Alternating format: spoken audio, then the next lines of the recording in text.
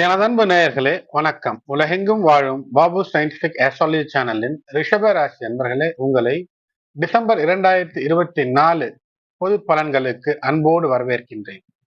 எனது அன்பு நேயர்களே, ரிஷப ராசி மண்டலம் என்பது கார்த்திகை நட்சத்திரத்தினுடைய 2, 3, 4 பாதங்கள், ரோஹிணி மிருகசீரிஷம் நட்சத்திரத்தினுடைய 1, 2 பாதங்கள். இந்த நட்சத்திரத்திலே உங்களுடைய பிறவி சந்திரன் அமர்ந்திருக்கிறது என்றால் உங்களுக்கு ரிஷபராசி. லக்னம் எதுவாக இருந்தாலும் ராசி ரிஷபமாக இருந்தால் இந்த பொது பலன் பொருந்தி வரும்படியாக உங்களுக்கு கணித்து தருகின்றேன். கடந்த 17 ஜனவரி 2023 வரை உங்களுடைய ராசிக்கு 9ஆம் நிலையிலே இருந்த சனி பகவான் இப்போது 10ஆம் நிலையிலே அமர்ந்திருக்கிறார். அதுவும் சென்ற நவம்பர் 14 அற்புதமாக இந்த ஒரு பெயர்ச்சி, சனி பகவானுடைய பெயர்ச்சி என்றால் அவர் ராசி பெயர்ச்சி அல்ல, வக்ரகதியிலிருந்து வக்ரகதி நிவர்த்தி என்ற அந்த பெயர்ச்சி என்பது உங்களுக்கு நிச்சயமாக அற்புதமாக தொழில் வளத்தை தரும். இதன் மூலமாக ஒரு விஸ்வரூப வளர்ச்சி என்பது இருக்கும். உங்களுடைய முன்னோர் சொத்து வழிகளிலே ஏதேனும் சிறு சிறு பிரச்சனைகள் இருந்தால் அதை நீங்கள் சரியான முறையில் அணுகும் போது அதை தீர்ப்பதற்கு அற்புதம் நடக்கும். மனைவி வழியிலே, அதாவது சகோதரர் வழி, மனைவி வழி, இவற்றிலே இருந்த பிரச்சனைகளுக்கு கூட ஒரு தீர்வை எதிர்பார்த்தால் அந்த தீர்வு கிடைக்கும். நீண்ட நெடுங்காலமாக கட்டி முடிக்கப்படாத வீடு கட்டி முடிக்க ஒரு வாய்ப்பான ஒரு வங்கி கடனோ அல்லது நிதி உதவிகளோ உங்களுக்கு வரக்கூடிய அமைப்பு என்பது நிச்சயமாக ஏற்படுகிறது. மேலும் சகோதரிகள் அல்லது உங்களுடைய பணியிடத்திலே வேலை செய்யக்கூடிய இடத்திலே உங்களோடு வயதிலே குறைந்தவர்கள், அவர்கள் மூலமாக ஏதேனும் அனுகூலமற்ற நிலைகள் இருந்தால் இந்த 2024 ஆங்கில வருடத்தின் கடைசியிலே டிசம்பர் மாதத்திலே அற்புதமாக அனுகூலங்கள் கிடைக்கக்கூடிய அற்புதமாக இருக்கிறது. ரிஷபராசி அன்பர்களுக்கு சகோதரருடைய அனுகூலம் எப்படி கிடைக்கும் என்றால், அவர்களுக்கு உண்மையிலேயே நல்லது செய்ய வேண்டும் என்ற எண்ணத்தோடு இருக்கும்போது அற்புதம் அனுகூலம் கிடைப்பது, அல்லது ஒன்று செய்தால் வேறு ஒன்று பெரிதாக நமக்கு கிடைக்கும் என்றால் அந்த பெரிதான துன்பம் கிடைத்து விடக்கூடிய கிரக நிலையை தருகிறது. ஏனென்றால் 11ஆம் இடத்துல சனி பகவானை போன்று பன்மடங்கு அருளை தரக்கூடிய சனி பகவானுடைய நட்சத்திரத்திலே இருக்கக்கூடிய ராகு அங்கு 11ஆம் இடத்துல இருக்கக்கூடிய அந்த காரணத்தினால் ரிஷபராசி அன்பர்களே, இந்த மூத்தோர் வழியிலே உங்களுக்கு வரக்கூடிய அனுகூலங்களை நீங்க சரியான முறையில் அணுகவில்லை என்றால் அதற்குள் ஏதேனும் ஒரு திட்டம் இருந்தால் அது நிச்சயமாக உங்களுக்கு பூமரேங் ஆகும். அதாவது மீண்டும் அதற்கான பலன் உங்களிடமே வந்து சேரக்கூடிய அமைப்பு என்பது இருக்கும். நல்லது செய்தால் மிகப்பெரிய நல்லதாகும், கெட்டது செய்தால் மிகப்பெரிய கெட்டதும் வரும். ஆகினால் மூத்தோர், அதோடு மட்டுமல்லாமல் இளையோரிடம் ஏதேனும் சிக்கல்கள் இல்லாமல் இருப்பது மிக மிக முக்கியம். இந்த டிசம்பர் மாதத்துல இதுல கவனத்தில் கொள்ள வேண்டிய காரணம் என்னவென்றால், உங்களுடைய ராசியிலே குரு பகவான் வக்ரம் பெற்றிருக்கிறார். ஆகினாலே நல்ல எண்ணம், நல்ல விஷயங்களை தவிர்த்து அல்ல விஷயங்கள் என்றால் சிக்கல், அதை பொதுவாக மனதிலே பொருத்தி செயல்பட வேண்டும். அதே போல் 3ஆம் இடத்துல சகோதரத்துவத்தின் உங்களோட வயதில குறைந்தவர்கள், உங்களுக்கு கீழ் பணிந்தவர்கள், அவர்கள் உங்களை மிஞ்சியோ அல்லது உங்களுக்கு தொல்லை தரக்கூடிய செயல்களோ செய்வதற்கான வாய்ப்பு அதிகம். காரணம், உங்கள் 12ஆம் இடத்து அதிபதி செவ்வாய் 3லே சென்று நீச்சம். சரி, பெரியோர்களுடைய ஆதரவு எப்படி இருக்கும்? அது மிக பெரிதாக கிரேட், அற்புதமாக இருக்கும். ஆனால் நேர்மை தவறினால், ஏனென்றால் சனி பகவானுடைய உத்திரட்டாதி நட்சத்திரத்திலே ராகு, ஆகையினால் 11ஆம் இடத்திலும் சரி, அது பெரியவர்களுடைய அனுகிரகம், மூத்தோருடைய அனுகிரகம். 3ஆம் இடம் இளையோருடைய அனுகிரகத்தை தரக்கூடிய செவ்வாய் ஏற்கனவே அவன் விரயத்தை தரக்கூடிய விரையாதிபதியாக உங்களுக்கு இருக்கிறார்.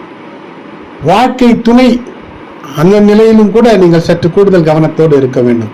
இதுல நீங்கள் நன்மையோடு இருந்து நன்மை செய்ய வேண்டும், நன்மை பெற வேண்டும் என்று நினைத்தால் நன்மையும், அல்லவை நினைத்தால் துன்பமும் இருக்கும். ஆகினாலே இதுல கவனமாக இருக்க வேண்டும். தொழில் பாக்கியம் இருக்கிறதா? லக் பாக்கியம் என்றால் 9ஆம் இடத்து அதிபதி, உங்களுடைய 9ஆம் இடத்து அதிபதி சனி பகவானாக அமைகிறார்.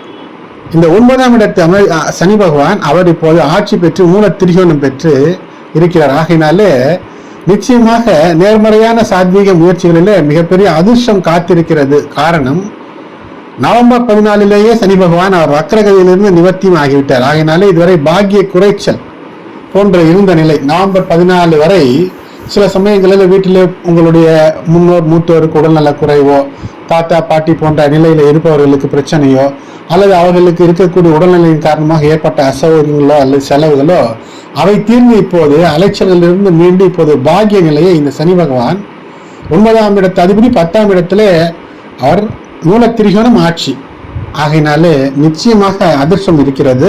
அந்த அதிர்ஷ்டத்தின் மூலமாக பண வரவு இருக்குமா என்றால் நிச்சயமாக பணம் செலவு செய்யக்கூடிய அளவிற்கு மகாலட்சுமி யோகத்தை ஏதோ ஒரு வகையிலே பணம் வரும். அந்த வரக்கூடிய பணத்தை நீங்கள் மகிழ்ந்து உங்களுடைய குடும்பத்தாருக்கும் சரியான முறையில் பயன்படுத்தும் போது மிகப்பெரிய வெற்றியை தரும். சுக்கிரனுடைய பார்வை மாதத்தினுடைய துவக்கத்திலே உங்களுடைய 2ஆம் இடத்திலும் அதன் பின்பு 3ஆம் இடத்திலும் இருக்கிறது. ஆகையினாலே சுக்கிரன் தொடர்ந்து உங்களுடைய பாக்கிய நிலையிலே பயணிப்பார். இது ஒரு அற்புதம். இந்த மாதம் முழுக்க டிசம்பர் முழுக்க சுக்கிரன் மகர ராசியில் அதாவது 9ஆம் நிலையில இருப்பது அற்புதத்தை உங்களுக்கு நிச்சயமாக தரும். அஷ்டம சுக்கிரனாக ஓரிரு நாட்கள் இருப்பார். அதனால் ஏதேனும் தடை தாமதங்கள் ஏற்படுவதற்கு மாதத்தினுடைய துவக்கத்தில் ஓரிரு நாட்களிலே வாய்ப்பு இருக்கிறது. ஆனால் அந்த பிரச்சனை எல்லாம் மிக ஓரிரு நாட்களிலேயே முடிந்து சுபத்துவத்தை தரக்கூடிய அனுபவிக்கக்கூடிய விஷயத்தை தரக்கூடிய கைப்பணத்தினால் ஒரு சுகப்படக்கூடிய அமைப்பை தந்து விடுகிறார். அதனால் வெற்றி என்பது இருக்கும். புதிய வேலை கரியர் சார்ந்த விஷயங்களில் வெற்றி என்பது இருக்கும். தினந்தோறும் வருமானத்தில் இருக்கக்கூடிய வியாபாரமும் ஜெயிக்கும். இந்த மாதத்தில் வழிபாடு என்றால் உங்களுடைய இஷ்டதெய்வ குலதெய்வ வழிபாடோடு உங்களுடைய இல்லங்களுக்கு அருகிலே இருக்கக்கூடிய சிவாலயங்களுக்கு சென்று வழிபடுவது சிறப்பை ஏற்படுத்தும். மேலும் உங்களுடைய ரகசியங்களை வெளிப்படுத்திவிடக்கூடிய ஒரு சில அமைப்புகள் ஏற்படுவதற்கான வாய்ப்பும் மாத துவக்கத்திலேயே இருக்கிறது. ஆகையினாலே அதில் கவனமாக இருக்க வேண்டும். திருமண வாழ்க்கை திருமணமானவர்கள் திருமண வாழ்க்கையை பொறுத்தவரை உங்களுடைய வாழ்க்கை துணை உங்களை மிஞ்சி செயல்படலாம் என்ற ஒரு அந்த துவனி அந்த எண்ணம் இருக்கும்.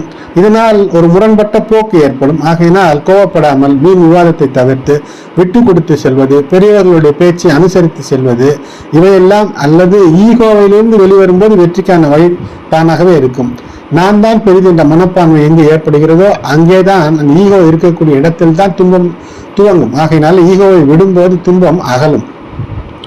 மாணவர்களுக்கு சற்று கூடுதல் உழைப்பு. 5ஆம் இடத்து அதிபதி புதன் சூரியன் இணைந்து இருக்கிறது. குரு பார்வை பெற்றிருக்கிறது. ஆகினால் படிப்பில் மிகப்பெரிய பின்னடைவு எல்லாம் இருப்பதற்கு வாய்ப்பே இல்லை. ஆனால் கேது 5ஆம் நிலையிலேயே இருக்கக்கூடிய காரணத்தினால் எதையும் காலம் தாட்டக்கூடிய நிலை இருந்தால் அதிலிருந்து மாறி வருவதற்கு வெற்றி தரும். விநாயகர் வழிபாடு இதற்கு உதவியாக இருக்கும்.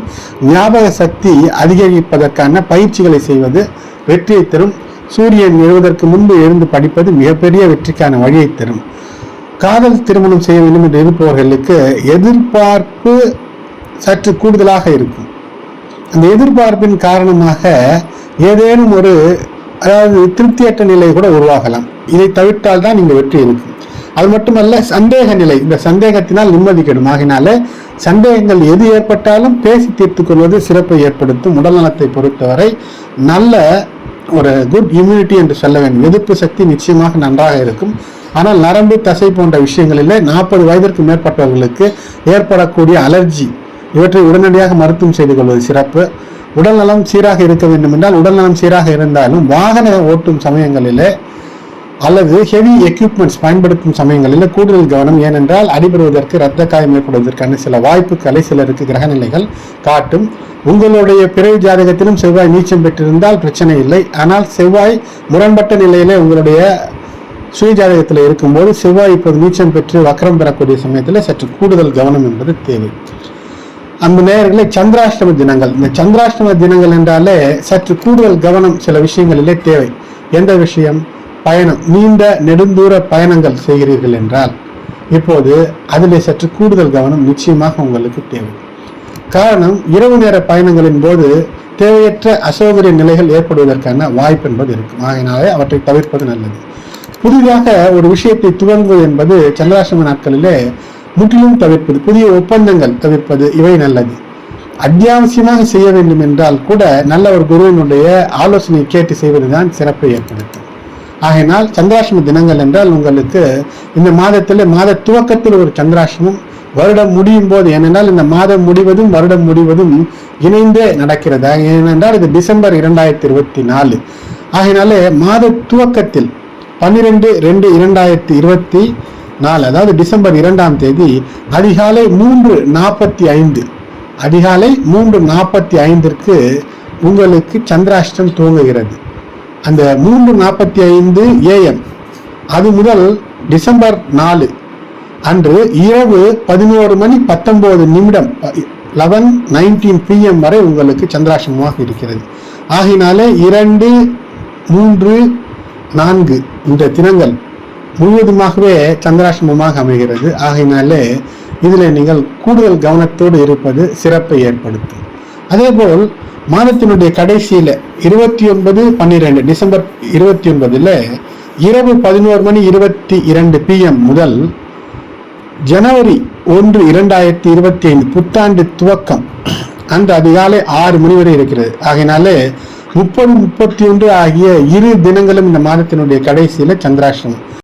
மேலும் ரிஷபராசிக்காரர்கள் இந்த மாதத்தில் டிசம்பர் 2024 சற்று கூடுதல் கவனத்தோடு இருக்க வேண்டிய நாட்கள் என்று பார்த்தால் டிசம்பர் 3, 4, 11, 12, 13, 20, 21, 22 மற்றும் 30, 31 ஆகிய நாட்களில் சற்று கூடுதல் கவனம் என்பது அனுகூல பலன்களை தரும். அன்பு நேயர்களே, பதிவு பிடித்திருந்தால் லைக் செய்யுங்கள், மற்றவங்களுடைய உற்றார் உறவினர் நண்பர்களுக்கும் ஷேர் செய்யுங்கள். நன்றி.